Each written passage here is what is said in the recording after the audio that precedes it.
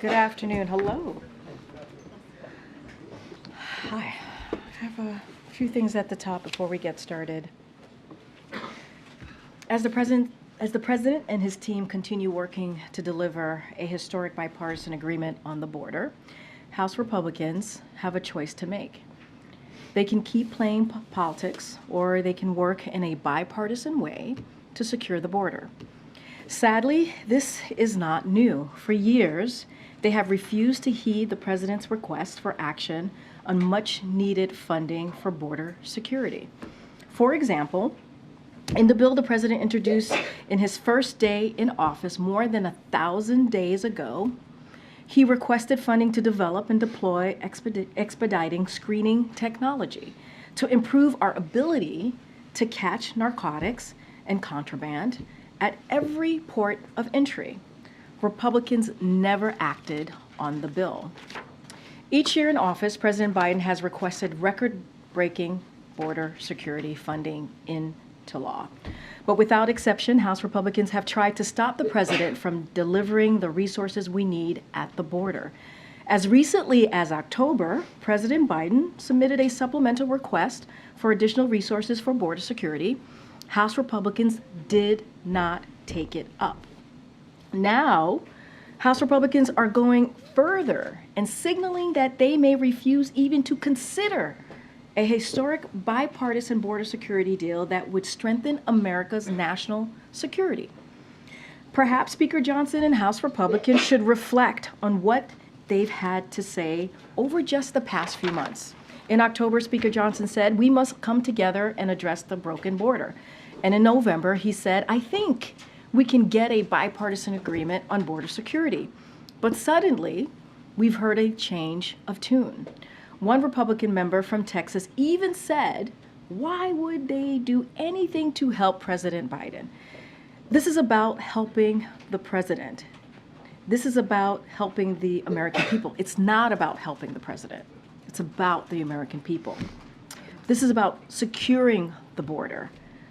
Republicans in the Senate are working with us to do just that. Republicans in the House should as well look no further than their effort to impeach Secretary Mayorkas, an impeachment that even conservatives say is unconstitutional. The Wall Street Journal editorial board said, "Grandstanding is easier than governing," and Republicans have to decide whether to accomplish anything other than impeaching Democrats. Impeaching him accomplishes nothing beyond political symbolism. A better idea is to strike a deal with Mr. Biden on serious border security reforms. That's from the Wall Street Journal editorial board. Former President Trump's own impeachment lawyer, Alan Dershowitz, urged Republicans to vote no. House Republicans' own impeachment witness, Jonathan Turley, said there is no basis for impeachment. And former DHS Secretary Michael Chertoff, who served in Bush administration, said House Republicans should drop this impeachment charade and work with Mr. Mayorkas to deliver for the American people. Members of the House Republican Conference have said this is baseless. Congressman Ken Buck said Secretary Mayorkas did not commit an impeachable offense. And Congressman Tom McClintock said these are not impeachable offenses. So our challenge to House Republicans is this: will you go against the very voices you typically listen to play a dangerous, unconstitutional game? Or will you listen to what many of you yourselves have been saying? Come to the table, work on a bipartisan border security solutions, finally fund our needs at the border, and actually tackle the problem instead of playing politics with it. So this is not about politics. This is about bipartisan solutions to help the American people and secure the border. We hope for the sake of the country, House Republicans change course from their years of playing politics with this issue. So now yesterday, a new IMF report found that the United States is leading the global economic recovery. As Axios put it, the U.S. is winning the world economic war. The United States economy grew faster than any other large advanced economy last year by a wide margin and is on track to do so again in 2024. And the Washington Post wrote earlier this week, falling inflation, rising growth give U.S. the world's best recovery. That's thanks to strong actions taken by this president to recover from the pandemic and invest in America. And yesterday we got new evidence Americans are seeing the results, with consumer confidence at the highest level in more than 2 years, and inflation expectations falling to the lowest level since the start of the pandemic. And before I turn it over to my colleague, Admiral John Kirby, as you all know, this Friday, the President and the First Lady are honored to attend the dignified transfer of the 3 U.S. Army soldiers we lost in Jordan. As the President said, these service members represented the very, very best of our nation. The President spoke to each of the families yesterday to offer his heartfelt condolences, and he and the First Lady will have an opportunity to meet with them in person in Dover on Friday. As the Pentagon announced yesterday, the President and the First Lady will be joined by Secretary of Defense. And so with that, Admiral. Just very briefly here at the top, I just want to note that the National Security Advisor Jake Sullivan had a chance to meet today with the Israeli Minister for Strategic Affairs, Ron Dermer, while he was here in town. They, of course, discussed the situation on the ground in Gaza. Also had an opportunity to talk about continued efforts to increase the flow of humanitarian assistance into the people of Gaza. And, of course, they talked about our ongoing collective efforts to get all the hostages released, get them back home with their families where they belong, and those negotiations and discussions are certainly ongoing right now. Now, this meeting comes on the heels of Jake's meeting yesterday with the families of the American hostages, and his discussion yesterday as well with the Emir of Qatar, Sheikh Al Thani. Again, all really around trying to see what we can do to get another deal in place, another pause in place to get those hostages back with their families. With that. Admiral, I want to make sure I get this right. Iran's ambassador to the UN warned today that Iran, quote, would decisively respond to any attack on the country, its interests and nationals under any pretext. One, do you have any reaction to that warning? And two, more specifically, could that be read as a tacit acknowledgement by Iran that the U.S. can keep the Mideast conflict from expanding if President Biden shows restraint in his response that may be forthcoming? Folks that need to show restraint are these groups that Iran backs. But nevertheless, I would just say a couple of things. First of all, as we've said many times, we don't seek a war with Iran. We're not looking for a broader conflict. We're not looking for a war with Iran. That's number one. Number two, we have obligations in the region, including those to our troops and our facilities. And now, as Karine reminded everybody, those attacks have taken the lives of 3 of them. We will do what we need to do to make sure that those responsible are held properly accountable. Is there attribution yet of which militant group or groups were behind this? We believe that the attack in Jordan was planned, resourced, and facilitated by an umbrella group called the Islamic Resistance in Iraq, which contains multiple groups, including Kataib Hezbollah. Was KH the principal behind it? They seem to have fingerprints of this sort of precise attack. As I've said, I mean, this certainly has the earmarks of the kinds of things that Kataib Hezbollah does. But again, for our purposes today, and the question you're asking, the attribution that our intelligence community is comfortable with is that this was done by the umbrella group called the Islamic Resistance in Iraq. Thank you. John, can you tell us more about the latest hostage proposal that is supported by the U.S. and the Qataris? The U.S. ambassador to the UN said today that it envisions a much longer humanitarian pause than we saw back in November, plus more food and water and medicine. What details can you tell us?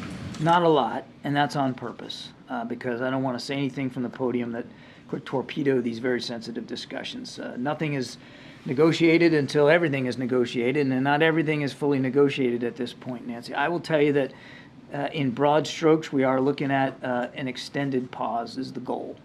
How long? That's all part of the discussions, but longer than what we saw in November, which was about a week. We'd like to see a longer pause than that. Not just because that helps facilitate the movement of so many more hostages out. You can get more people out if there's a longer stoppage in the fighting. But so it can also give us an opportunity to increase the flow of humanitarian assistance in. We've heard 45 days. Does that sound about right? I'm not going to talk about the details. And can you talk also about, it's been shared that this would be a multi-stage process where civilian women, the elderly would come out first, then perhaps soldiers, corpses after that. What can you tell us about the notion of a multi-stage process and why that would be preferable? The goal of an extended level pause is so that you can get the maximum amount of hostages out. The modalities of that, should we be able to get this in place, of who's coming out when and what sequence, is all part of the discussions right now, so I'm just not going to get into that. How has Hamas responded, if at all, to this latest proposal? I would just tell you that the discussions that we've been having and are continuing to have been constructive. They've been, we believe they're moving in the right direction. But again, I don't want to come across as too sanguine here, and I certainly don't want to get into the actual details of it. And I hope you all can understand that. I mean, the last thing that I'd want to do is say something from up here that all of a sudden gets inserted into the negotiations and becomes a sticking point. We want to see this deal in place. We want to see it in place as soon as possible. These families are grieving, and they want to see their loved ones again. We want to see if we can facilitate that, but obviously, you know, we're mindful of time. Thanks. It has been 3 days since the attack in Jordan that killed 3 service members. The president said yesterday that he had decided how to respond, but we haven't seen any public action. Well, you know, at least publicly, we haven't seen any action. So with every day that passes and no response, are you missing an opportunity to signal resolve? I think we signaled resolve pretty well. And as I said the other day, we'll respond on our own time, on our own schedule. And we'll do that. And I would also caution you not to think that the first thing you see, you talked about publicly seeing, not the first thing you see won't be the last thing. Can you confidently say that Iranian-backed forces have not begun moving assets out of the region in anticipation of a possible retaliatory strike? We're monitoring as best we can. I'm not going to speak about what the intelligence assessments tell us. But well, I'll just say that we're confident in the planning, and we're confident in the response. Is it possible that they're moving assets out of the region as they're getting ready for the U.S. to respond? I'm not going to talk about intelligence assessments. As the president said, we're going to respond, and we'll respond in an appropriate way. Admiral, can you give us a little understanding of the process when the president said yes, very definitively, he'd made a decision, and yet we know there's still ongoing work related to the attribution and assessment of potential targets and those sorts of things. Is it a multi-part decision process for the president, or is the yes he gave already put into kind of the action that the Pentagon would need to go forward, or would he come back and review the specific targets and that kind? Can you shed any light on that longer process? Just in terms of process, his decision to move forward was based on discussions that he had with his national security team over the previous 3 days, including yesterday.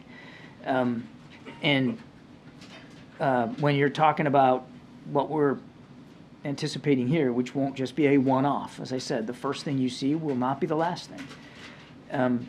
There's a lot of moving pieces in that, in terms of what you're going to choose to go after, and what you're electing not to go after, and why, and he asks all those questions. He did that in this case, but it's an iterative process, and I would fully expect, Kelly, that because, as I said, this will be a response over time. You should expect that the president will continue to weigh options ahead of him, continue to ask tough questions, continue to talk to his national security team as things go forward. And does he want this to be a U.S.-only response, or would he welcome a military action from partners who've been a part of some of the other work in the region? We're focusing on a U.S. response that killed American troops. When Kataib Hezbollah says that they will suspend attacks on U.S. forces, do you believe them? Would that spare them retaliatory strikes? I'd say a couple of things. Number one, you can't take what a group like Kataib Hezbollah says at face value. Number two, as I said in my answer to Amr, they're not the only group that has been attacking us. And they're certainly not the only group that is a participant in this Islamic resistance of Iraq. So they're not the sole proprietors here of the violence that has been visited on our people. And number three, back to that point, there are 3 families that are going through the worst possible grief right now. And let me tell you something. Karine talked about Dover. That's a tough day. That is a tough day. They killed American soldiers, and I'd leave it at that. Just secondly, John, the Ron Dermer meeting, did Jake ask him about post-conflict Gaza, and do you have a better sense of how long this conflict is going to last? I couldn't tell you how long it's going to last. The Israelis have spoken about this themselves, that this could go on for months. I'll let them speak to their operations and where they see it going. We obviously want to see this conflict end, and certainly we'd like to all see it end as soon as possible, but it has to end in a way that doesn't imperil the Israeli people from the threat of Hamas, which is right next door. So we're going to continue to support them in their efforts to do that. As for the discussion with Mr. Dermer, I know that it was focused on humanitarian assistance, on the hostages specifically, and the general situation in Gaza. I don't have more detail than that. I just wanted to clarify Kelly's last question. The U.S.'s response, whenever it happens, it will be unilateral. It would not be sort of the joint exercise we saw with the Houthi assets earlier this month. That's our expectation. Does the president believe, John, that it is important for the U.S. to strike back immediately and quickly following the deaths of the 3 U.S. service members? The president believes that it is important to respond in an appropriate way now that 3 American soldiers have been killed. And what's appropriate? Well, it depends on what your response is going to look like and what you're going to go after.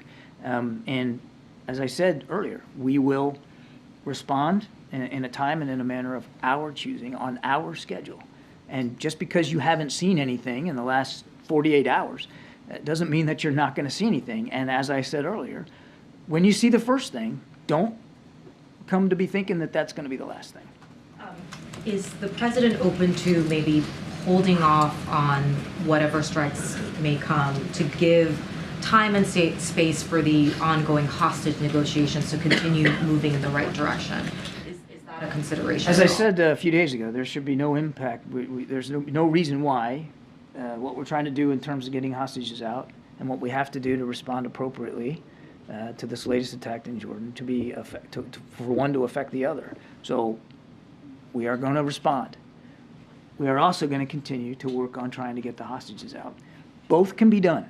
Absolutely both can be done. Well, it could certainly be a complicating factor, though, right? As if it's not complicated already, MJ. I mean, this is hard work. This is hard diplomatic work that's going into trying to get those hostages out. It's hard. But that doesn't mean that you put the brakes on that because you feel you have to respond, which we do. And it doesn't mean that you don't respond to the attacks in Jordan because this diplomatic work is still going to remain difficult ahead of us. We can and we will do both. So you're saying the hostage negotiations, that those are not a factor in the president's thinking and deliberations over how to strike back, that those 2 things are totally separate in his mind? I don't think I'm going to parse out the president's decision-making process here. I think, though, hopefully I've adequately answered the question. We're going to respond to the killing of our 3 soldiers. He told you that yesterday. He's made his decision. There will be a response. We are also going to continue to have the conversations that are needed, and they have been good. It has moved in a constructive way. Again, nobody's doing a touchdown dance here. We got a long way to go, but we still think that there's real significant possibility to get an extended pause in place to get these hostages out. Quickly get your read on Kataib Hezbollah's statement yesterday saying that they would suspend military and security operations against U.S. forces. What was the administration's read on that statement? I think, as I said to Steve, we certainly read it, but we're not going to take it at face value. And we recognize that they're not the only group that has been attacking our troops and our facilities in Iraq and Syria. John, just separate topic. The FBI director was on the Hill today. He said Chinese hackers are preparing to wreak havoc and target critical U.S. infrastructure.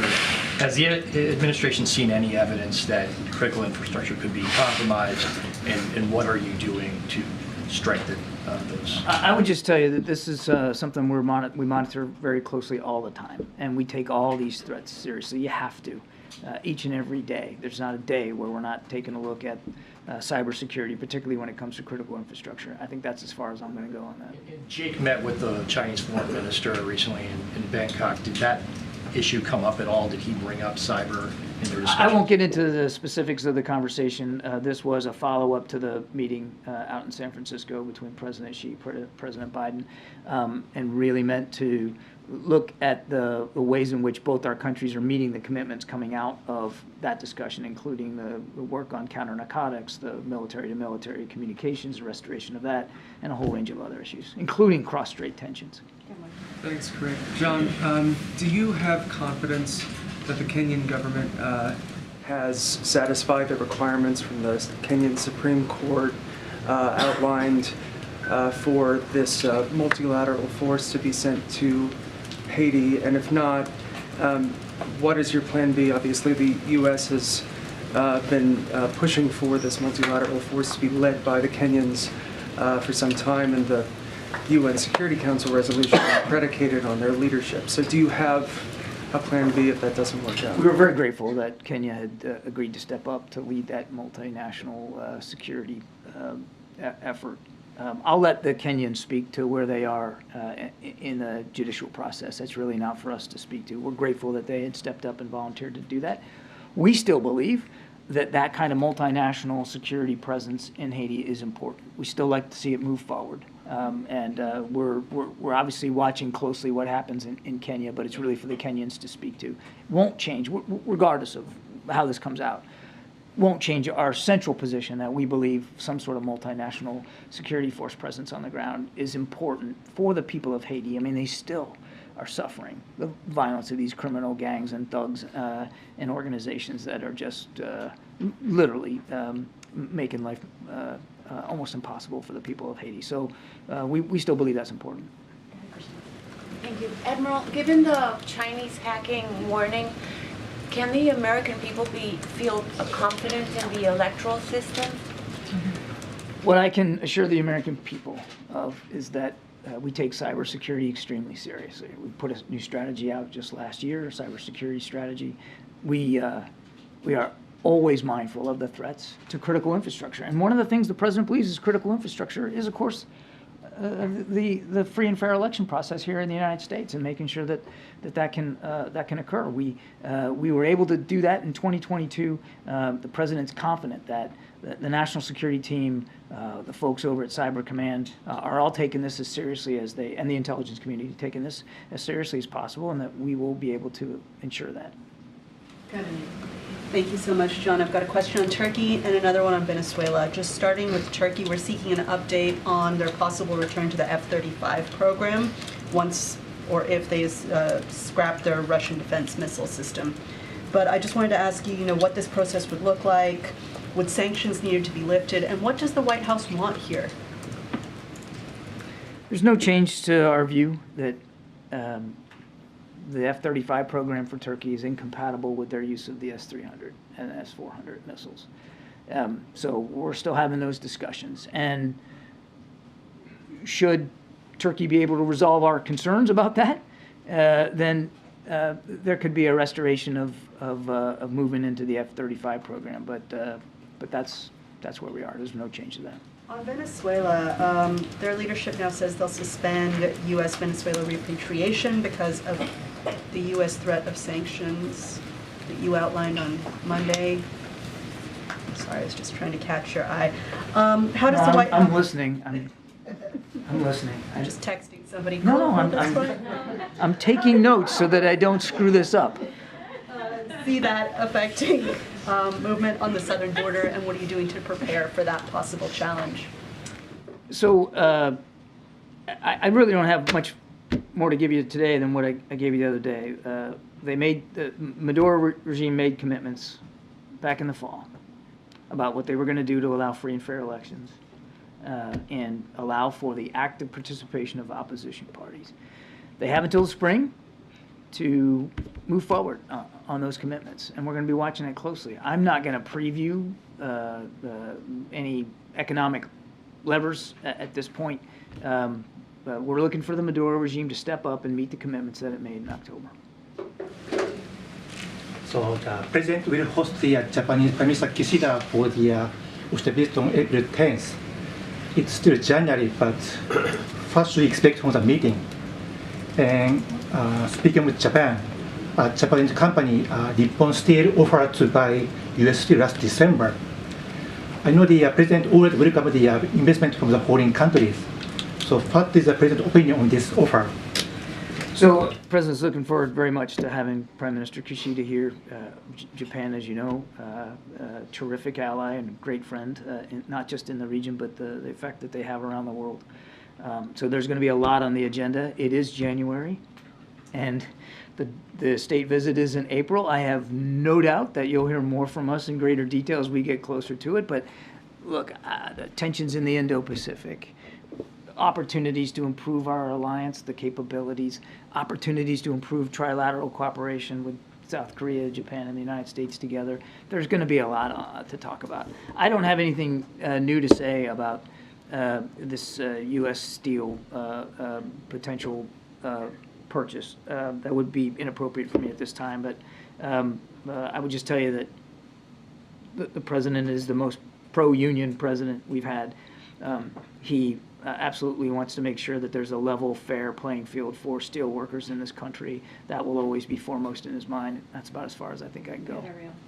Thank you so much. I will have a question on Ukraine. So the EU said today that they would only be able to supply 500,000 artillery rounds that they had pledged for Ukraine. And this comes at a time when US assistance has stopped. So how bad is all this for the Ukrainian forces, and do you see an impact on the battlefield already?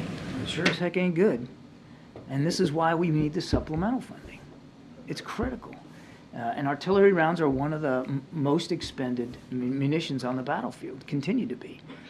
It's absolutely critical that we get this funding for Ukraine so that we can get back to leading the world in supporting Ukraine and their ability to defend themselves.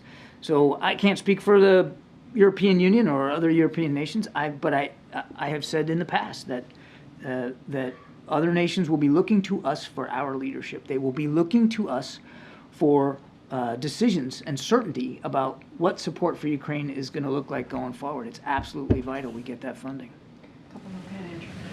Thank you. Admiral, right now, obviously the U.S. is contemplating retaliatory strikes that could be in Iraq or in or around Iran or other countries. U.S. and British planes have hit targets in Yemen. U.S. forces have come under attack in multiple countries in recent weeks. All these are part of the same larger conflict. At what point would the administration consider this to be at least a small regional war? Yeah. Well, I absolutely don't agree with your description of the same larger conflict. There's a conflict going on between Israel and Hamas. You didn't even mention that one. Yeah, I'm mentioning it. And we're going to make sure that we continue to get Israel the support that they need to defend themselves against a still viable threat. We were there were attacks against our troops and facilities in Iraq and Syria well before the 7th of October, certainly in the last administration as well. And as for the Houthis, they can claim all they want that this is linked to Gaza. But 2/3 of the ships that they're hitting have no connection to Israel whatsoever. So it's just not true. It's a falsehood. And we're going to continue to do what we have to do to protect that shipping. And as we did just today, if we see an opportunity to prevent a missile from getting launched, we'll take it out. We'll do what we have to do. And on the subject of Gaza, officials with the World Health Organization, the UN World Food Program, and UNICEF are all warning that the humanitarian situation there is quickly approaching the point of being a famine, and that the decision by the U.S. and other countries to pull UNRWA funding will make the problem even worse because of UNRWA's unique capabilities in Gaza. Does the White House share these concerns, and what's the administration prepared to do to fill any gap in aid to Gaza caused by the decision to defund We UNRWA? absolutely share the concerns about the humanitarian crisis that's in Gaza right now. Certainly, we know that severe hunger is one of those issues, which is why we're working so hard to get more security assistance into the people of Gaza, which is why it's so important that these discussions that we've been having about an extended pause actually come to fruition. Because it's not just, it is primarily about getting those hostages out, of course, but it also will give you a longer opportunity to increase that aid. So absolutely we're concerned about that, no question about it. Now look, we suspended funding temporarily to UNRWA as they do this investigation. We believe it was the right thing to do to stop that funding while they investigate, and we'll see how that investigation goes. We'll see what they learn, and we'll see what accountability measures they put in place. I would remind that that it is a suspension, it is not a termination. We'll take a look at what our options are depending on how the investigation goes. And the money that was suspended, there wasn't a lot left in the allocation, and the money that was suspended was really designed more for their efforts in Jordan, not in Gaza. Thank you. If the border bill plus Ukraine aid fails, is there an alternative legislative vehicle to get aid to Ukraine? And do you believe that House Republicans, in killing the bill, are helping Vladimir Putin? On your first question, no. The national security supplemental is what we need. It was thoughtfully calibrated, thoughtfully arrived at through discussions with our Ukrainian counterparts. We need that funding. Right now, as you and I are speaking, we aren't sending additional security assistance to Ukraine. There's nothing left. We've got to have that funding. And on your first question, do I think House Republicans are supporting Vladimir Putin? I'm not. Look, I'm not going to get up here and impugn members of Congress. We believe that there is strong bipartisan support and bicameral bipartisan support for Ukraine. And the leaders on the House side of those oversight committees for national security, intelligence, foreign affairs, they all supporting Ukraine. But it is a matter of getting there, and there are active negotiations going on. Now I'm not going to get into Karine's lane here, because this is really what she's been talking about, but there are active negotiations going on, and we're doing that in good faith. If that supplemental is the only vehicle for aid to Ukraine, if that fails, there's no aid to Ukraine. Well, look, what we need is the national security supplemental funding. That is the discussion that's going on right now. I can't put myself 2 or 10 steps ahead of where we are right now and what that would look like. We want to get the funding for Ukraine. The President submitted the supplemental in October. We believe it's the right amount, and we believe that that's the right vehicle to get it to them. Thank you, Karine. John, you've been saying since October 7 you don't want to escalate, and when you've been asked last time what do the Iranians want, you referred us to the Iranians. But what's the strategy behind repeating the message, we don't want to escalate? Did the Iranian convey a message, a private message to you that they don't want to escalate again? I don't have any private communications with Iran to speak to. I'm not really, I probably don't understand the question as well as I should. Nothing's changed. We don't want to see the conflict widen or escalate. And almost everything the President has done since the 7th of October has been designed to prevent that escalation. Now, of course, I'm mindful of the attacks by the Houthis. We're mindful of the lethal attacks in Jordan, which is why he's taking the actions that he's taking, and it's why he's about to take the actions we're going to take. One more question on the HK statement yesterday. Was it Kataib Hezbollah statement yesterday in Iraq? Was it a result of a diplomatic engagement with the Iraqi government, pressure?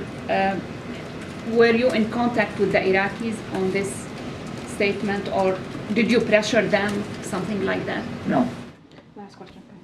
I want to go back to Dover for a moment. If in the past, when there had been the transfer of remains, it has been done late at night, and there's been some photographs, but no actual press coverage of that event.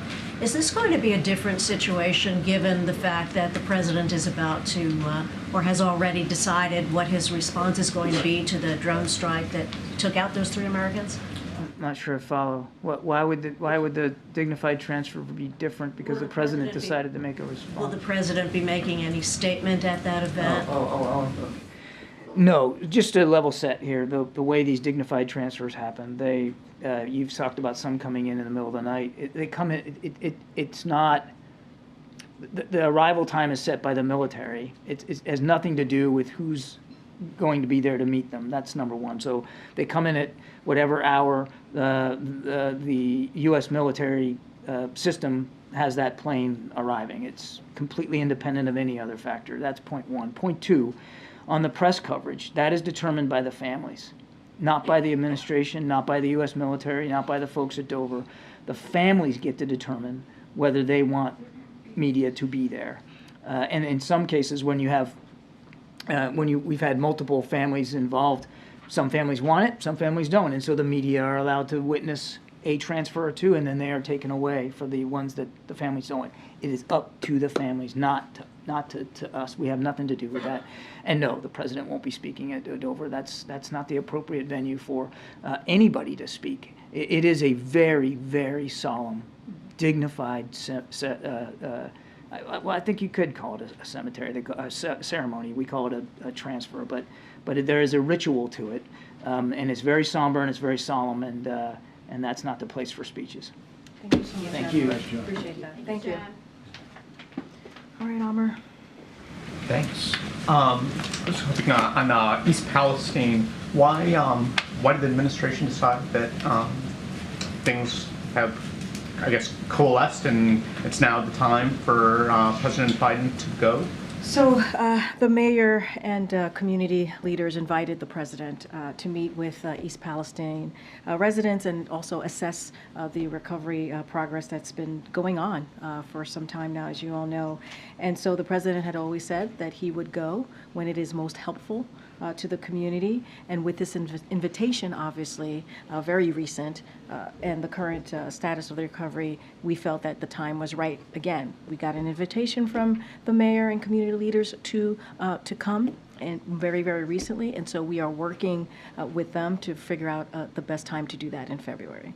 And there isn't a date yet?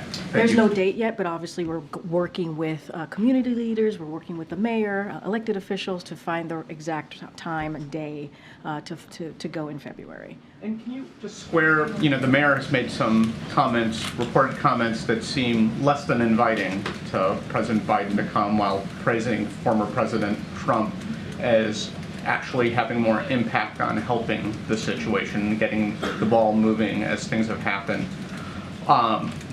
Does the mayor, one, want President Biden to come? And two, why is that, from what you're saying, he's inviting him? Yeah, he but is. I'm assuming he wants him to come if he's inviting him. Why is he also at the same time, have you guys gotten a sense, and does it matter to President Biden that he's at one end, he's sort of, I don't know, dunking on him while also calling him to come and visit, from what you're saying? So look, the invite came from the mayor and other folks on the ground. So I think that's important, right? The mayor obviously wants the president of the United States to be there. The president has always said he is a president for folks who live in red states, folks who live in blue state. Doesn't matter if you're in rural America, urban, suburban, he is a president for all. And so let's just never forget that.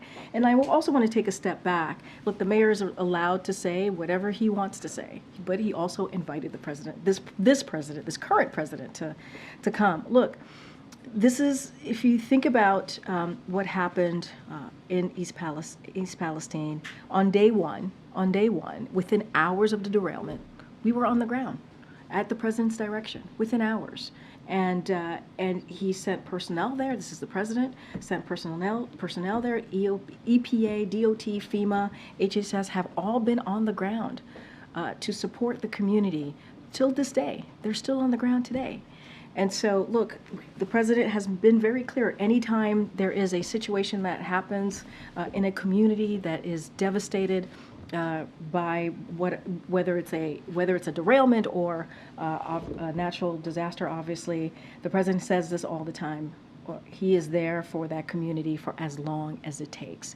And he's proven that. So he's looking forward to going to East Palestine in February. We're going to find the day that works best for the folks on the ground. He always said that when the time was right, it was the most helpful for him to be there, he was going to be there.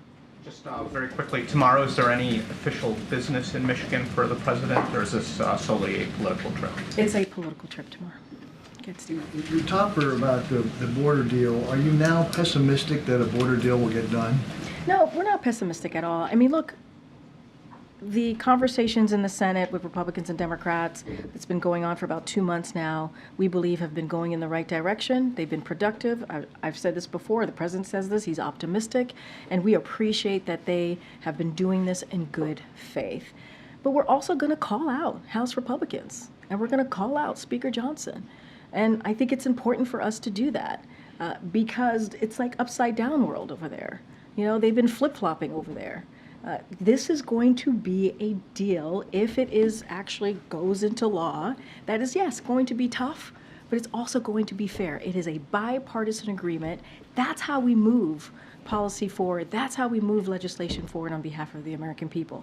So we're always going to be very clear-cut and straightforward on how we see things. And so that's why we're going to call out what we're seeing with House Republicans.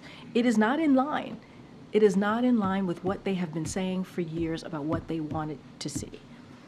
The president has faced a lot of criticism in Michigan from the Arab American community.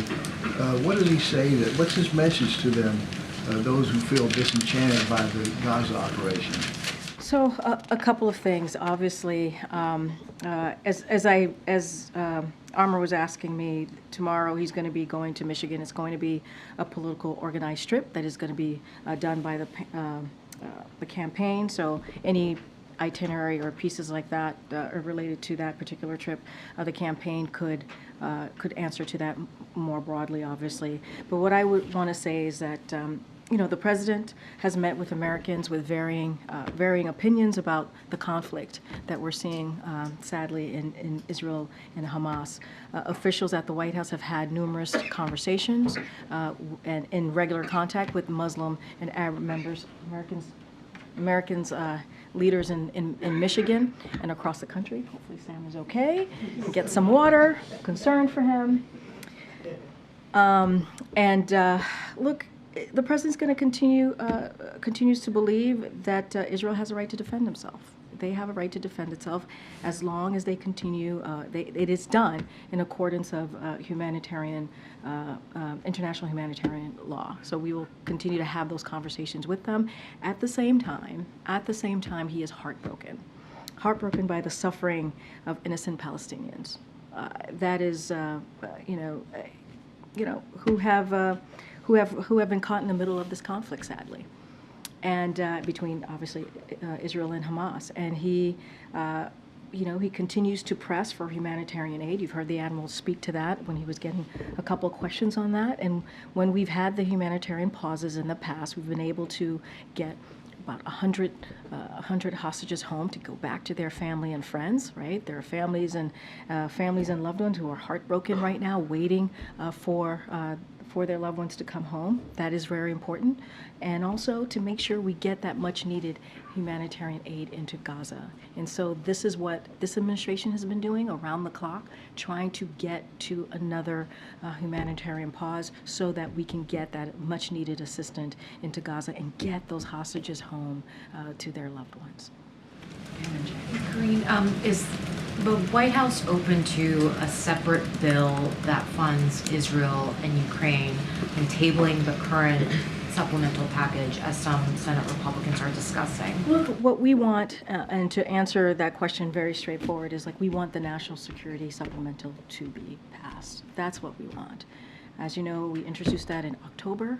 I've said this very, very often when the president asks for a supplemental bill, it is because it is an emergency request. This is an emergency request that we believe is important for our national security, hence the name of the supplemental, for not just for around the world, but for us here, for Americans here in this country.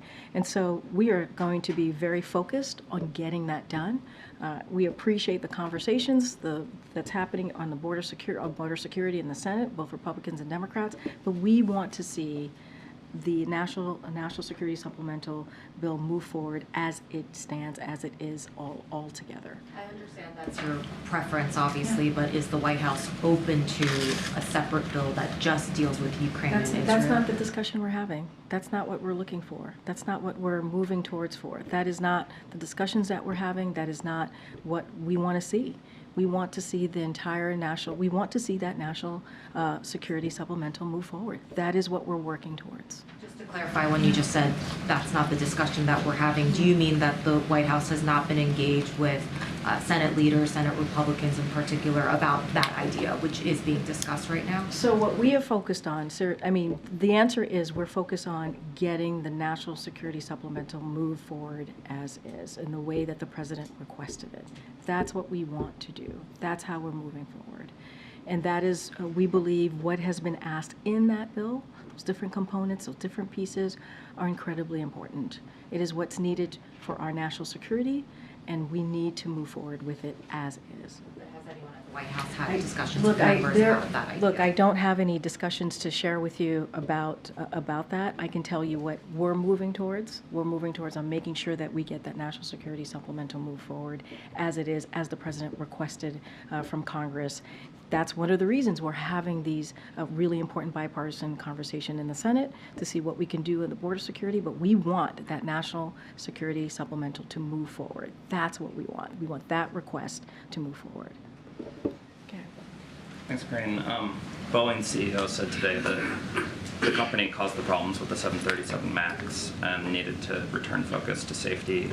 Obviously, in addition to the administration's role on ensuring air safety, the government is one of Boeing's biggest customers. So are you guys confident that the leadership at Boeing can execute that pivot back to safety?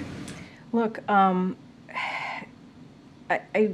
what we want to make sure, and what FAA wants to make sure, and it is their top priority, that we make the safety, obviously, the safety of Americans as they fly across the country, obviously, and beyond, is safe.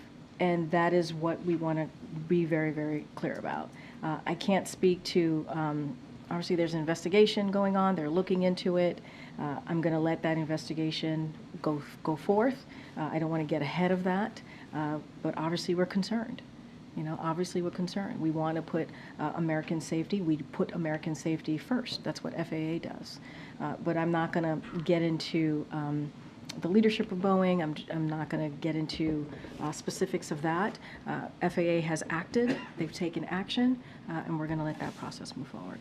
In addition to the MAX, the Osprey, which is made by Boeing, is under review. I was just wondering if you had any update on the review there. So we don't have any updates for you at this time, Justin. What I can say is that the Department of Defense is better to answer those specifics as it relates to the Ospreys. So. One last one. Yeah. A judge in Delaware yesterday ruled that Elon Musk's pay package at Tesla was excessive. Elon then tweeted that companies shouldn't incorporate in the president's home state. So I'm wondering if you had any reaction to the ruling, but barring that, thoughts on Delaware's corporate governance and legal system that you might want to share? So I'm going to be really careful, not going to get into a private company's legal cases. Look, this ruling, and I'll just add a finer point, this ruling doesn't involve this administration at all. It just doesn't. So I really don't have anything more to share from here. Okay, Nancy. Thanks, Karine. There's some big protests planned tonight in Dearborn, Michigan, on the eve of the president's visit to Michigan tomorrow. Arab Americans protesting the administration's handling of the war between Israel and Hamas. Does the president have any plans to meet with any Arab American community leaders when he's in Michigan tomorrow? So, as I stated, this is a political event. The campaign certainly can speak to the different parts of the trip directly. I'll say this, and I kind of said this at the the top when I was asked this question. The president has had meetings with Muslim and Arab leaders. Obviously, we don't read out every meeting. So has White House officials here have been in regular contact with Muslim and Arab leaders, folks in those community. Don't have anything else to share beyond that. And I've laid out that we understand. Like, we get this is a very difficult time for people. We get that. We get that it's a very difficult time for folks, we always believe it's important. The president believes it's important for Americans to feel like their voices can be heard, and to do that in a peaceful way. And so that is where we're always going to be on that.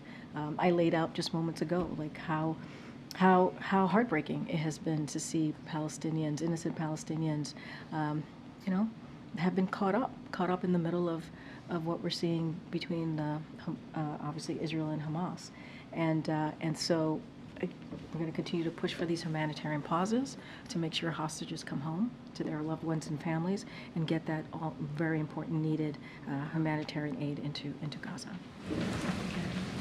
Does the president believe he may alienate Arab Americans with his policy? And is he willing to sustain that kind of difficulty because he believes in his view about Israel's right to defend itself? Is that a cost of this war that he's willing to sustain? Look, when the president thinks about things, it's not about the politics, right? It truly isn't. It is, and we always do this, right? We do a step back about what happened on October 7th. Israel was attacked by a terrorist organization, Hamas, and those leaders in that organizations have said they want to see October 7th happen over and over and over again. And the president's going to continue to believe that Israel has a right to defend themselves. Of course, they need to do it following the international humanitarian law. We've been very clear about that. And of course, we are heartbroken by what we're seeing with innocent Palestinians being caught up in the middle of that. And of course, we understand how folks are feeling in the community, and it's important for them to have their voices be heard. And we respect that. We respect that. We cannot forget what happened on that day and what has led us to where we are today. On a separate topic, there have been notable exchanges on Capitol Hill today with some of the tech company executives being questioned about their content and about protections for users and so forth. Do you know if the president has had a chance to see any of that? Does the White House have a view about how forthcoming these CEOs have been, and if there's more they need to do? So just a couple of things on that. Obviously, we've been monitoring the hearing. The country is experiencing an unprecedented youth mental health crisis. That's a fact. That's what we see in the data. And there is now undeniable evidence, as I just stated, that social media and other online platforms have contributed to that. It is exactly why this president, the Biden-Harris administration, has made tackling the mental health crisis part of their unity agenda, which you've heard the president speak to in the last State of the Union, and you've heard him speak about this throughout the past 3 years. It's a key priority. And that is a key priority for the nation, obviously. It's an issue that cuts across politics and affects red states and blue states. You heard from the different congressional members, from Republicans and Democrats, speak to this today very passionately, asking difficult questions. And it's why this administration has invested historic resources and launched new tools to ensure the safety of Americans here. So we know there's a lot more work to be done. The work is far from over. This administration is going to remain to be committed to providing Americans with the support and the resources needed as we're dealing with this crisis right now. Okay. Following up on that, Senator Lindsey Graham said specifically to the CEOs, you have blood on your hands, you have a product that is killing people. Is that the view of this administration? Look, I'm not going to let the senator obviously speak for himself. What I can state is that the data, the evidence, there is evidence that showed that these platform has been devastating to our young people's mental health. And it has been part of a mental health crisis that we see here, and that's why this president has taken action. And look, we have to do everything that we can. This president believes we need to do everything that we can to have the resources to make sure that we help Americans as we're dealing through this mental health crisis. We believe that particular issue is a unity issue. It brings people together, both Democrats and Republicans. They support this, and it's been a key platform of this president. I'm not going to dive into everything that congressional members said, senators specifically said today, but obviously this country is experiencing a crisis amongst our young people, and we have to do something, and the work is far from over. At least one of the CEOs endorsed the Kids Online Safety Act.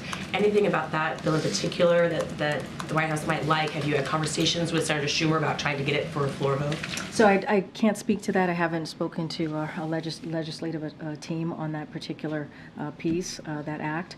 But obviously, we think Congress has a place here to act to move forward legislation to strengthen protections for children's privacy. We think that they can do that to protect the health of kids, to protect safety online for children. They can act, and they can certainly do things to move forward on that.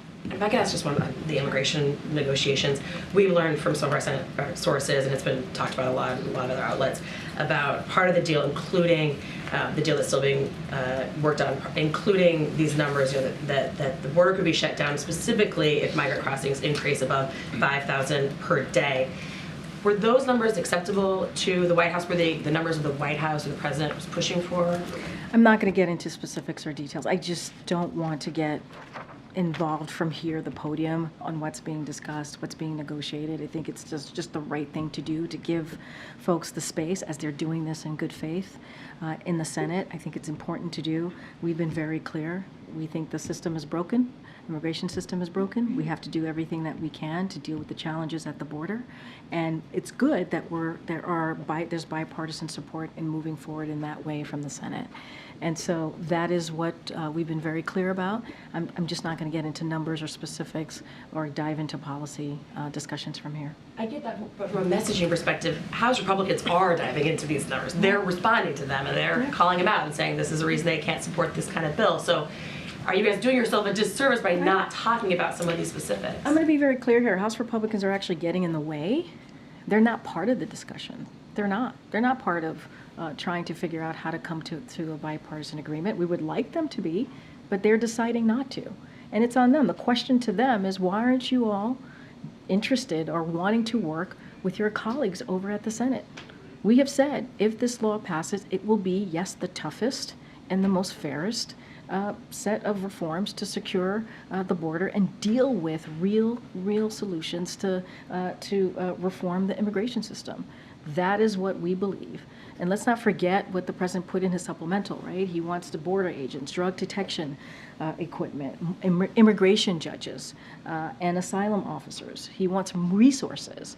And so that's what the president is looking toward to do in the supplemental. He laid it out very clearly. But House Republicans are, they're flip-flopping on this. They're truly flip-flopping on this issue. Okay, Jared. Is there a timeline or deadline for these talks, or are you happy to just have them be open-ended as long as it takes? Well, we think it's moving in the right direction. We think it's happening in good faith. We appreciate the conversations that are happening on the Hill with the bipartisan legislators in the Senate, more specifically. And we want this to move as quickly as possible, obviously. Yeah. Do we want it to happen today? Did we want it to happen 2 weeks ago? Obviously, yes, but we want to give them the space to do this. This is an issue that we have been dealing with for decades, even in the last administration, obviously, for decades. And so now we're at a moment where we can come to a bipartisan agreement, where this is happening in the Senate. And so we think that's a good thing. As you heard me call out House Republicans, because it's important to do. They're being disingenuous right now with where they are, where they've been on this issue, and we're going to call them out. I ask because a lot of times these bipartisan talks that deal with fiscal issues or whatever have a date certain, right? There's a government shutdown deadline or something else, right? A trigger. That's not the, so there's not like a date circled on the I don't have a calendar. timeline for you, Jared. I don't. We want to get this done, obviously, as soon as possible. Let's not forget, I talked about 3 years, more than 3 years ago, more than 1,000 days ago, we put forth, the president, his very first piece of comprehensive legislation was to deal with immigration. That's what he wanted to do on the first day. So it's been 3 years. So obviously, we want to get this done. Go ahead, Phil. Two questions on East Palestine. First, has the White House coordinated or discussed with DOJ any type of damage settlement or compensation for folks there who were affected by the derailment? So I don't have any specifics. I would have to refer you to the Department of Justice on that piece. Obviously, we want to make sure that Norfolk Suffolk is held to account. We're going to make sure that happens. We are determined to get that done. I think you've heard that from the Department of Transportation as well, from Secretary Buttigieg. You've heard that from us many times. We want to make sure that they pay. They pay for the derailment that they caused. And so obviously that is a priority. And then next month, when the president is in East Palestine, will he drink the water there? I mean, look, what I can tell you is the president's focus has been to do everything that he can to support this community from day one. We get what's going on the ground. We understand what's going on. That's why we've had the EPA. That's why we had DOT. That's why we had HHS. That's why we've had FEMA on the ground. You know, this is not about some sort of like political stunt here. This is not what this is about. This is about this president being a president for everyone and showing up for this community. That's what this is about. I'm not going to get into some sort of political stunts about drinking water. What we're going to focus about is making sure they have what they need. And the president was invited by the mayor, by community leaders. He's going to show up. He always said he would be there when it was the most helpful. The reason I ask is, despite some of the federal assurances, there are folks on the ground who are not political and are just very concerned, and they doubt some of the assurances they've gotten from the And we federal. understand that. We get that. We get that.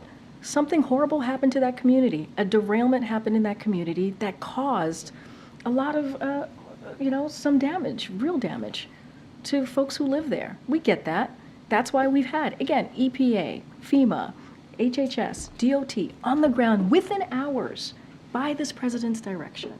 So we're taking this incredibly seriously, Phil, and the president's going to go down there in February when the time permits, right? The best time to do this. We're working with folks on the ground to visit the community and be there. And it's not going to be about politics. It's not about being in a red state or a blue state. You hear us say this over and over. You hear from the president over and over again because he wants to make sure that he's there for this community. I have to go. I actually have to go into the Oval Office. Thank you, everybody.